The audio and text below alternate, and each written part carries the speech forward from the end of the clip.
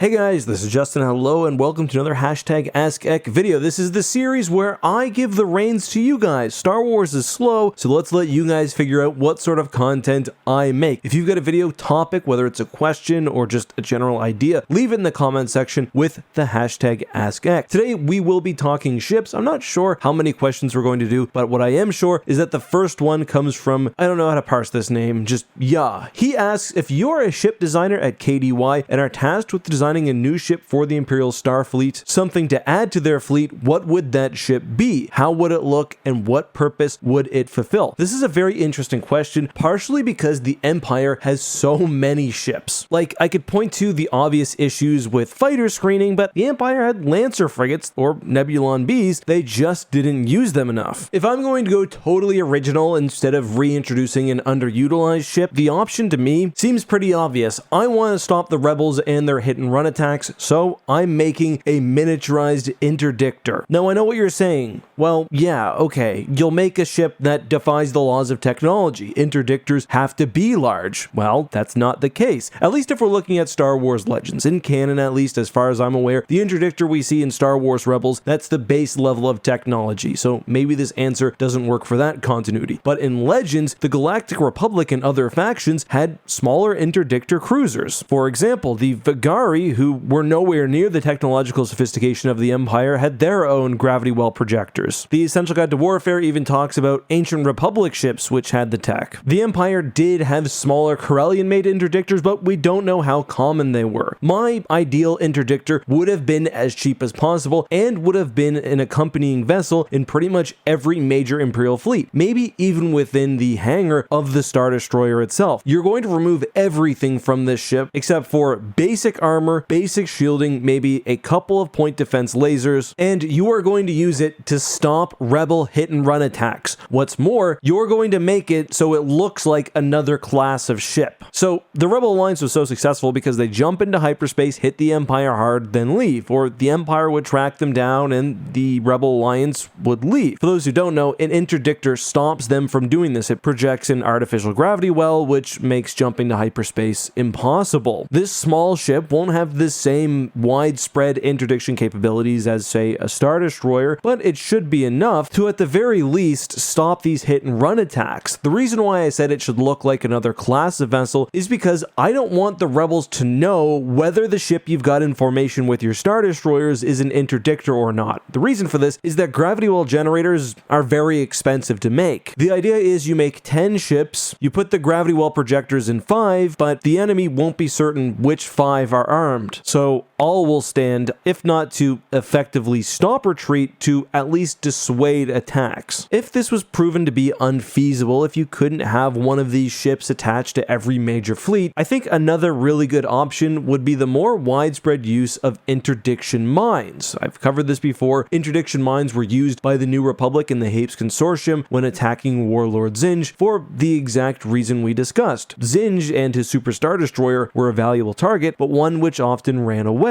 When the hyperspace mines are dropped, no one can run. Now, there are downsides to this. The mines can be turned on, then you've got to wait your time for them to turn off, so you also can't leave hyperspace. But the Empire wasn't often in the situation where they wanted to. You don't see many widespread Imperial retreats, so I think mines being more common would have made a lot of sense. Perhaps you can even improve the technology so they're not mines, but rather missiles, just making them a bit more mobile. I don't know, but that would have made a lot of sense to me at least. Just generally, when it came to ship-to-ship combat, the Empire had the tools to succeed. Like, there's no doubt there. The Star Destroyer was the most powerful capital ship outside of some very large and very rare exceptions. They had the tools to protect it with Nebulon Bs, they could have used CR-90s, they could have used their Lancer frigates. The one area where they really didn't have the tools to fight back was stopping these Rebel hit and runs. So I think that ship choice helps. You could also introduce other vessels which use similar related technology like Connor nets. I'd say look to the Vigari, look to the slavers across the galaxy. As awful as that is, I mean, awful for an ordinary person, not that awful for an Imperial fleet designer. But aside from that, if I were going to suggest one ship, it would be the Imperial version of the Brahatok. The Brahatok was a 90-meter long gunship. It was fast, it was decently well armed, and it was great for protecting larger vessels. Maybe an even better option would be the Ranger class gunship. So these ships are smaller than corvettes, but they're very fast, very mobile, and typically armed with a mix of turbo laser and laser cannons. The Ranger seemed to be mostly a screening vessel, so it was filled to the brim with laser cannons, whereas the Brahmatok mixes 8 quad laser cannons with turbo lasers and missile launchers. I think where the Rebels often used very small, very mobile fleets of not just starfighters, but also larger vessels, you'd want something that had a bit more punch, so the Brahmatok is really a great option. This is another just practical ship. It could perhaps even be loaded within the hangars of Imperial Star Destroyers, but what I like about the Brahmatok specifically is that one of the main drawbacks of the Lancer frigate that I've read is its speed. Star Destroyer captains didn't like having to wait for it to keep up. I mean, the Star Destroyer is a massive vessel, but it's surprisingly fast. There's no way, however, that a Brahmatok is getting left in the dust. A good analog, I'd say, would be a smaller Raider class corvette, just even more maneuverable. It's really like a very, very, very heavy starfighter. But that's all I've got for today. Let me know what you thought of my selections and what sort of vehicle you'd add down in the comments below. And as always, if you've got a suggestion for a video, leave it with the hashtag AskEck.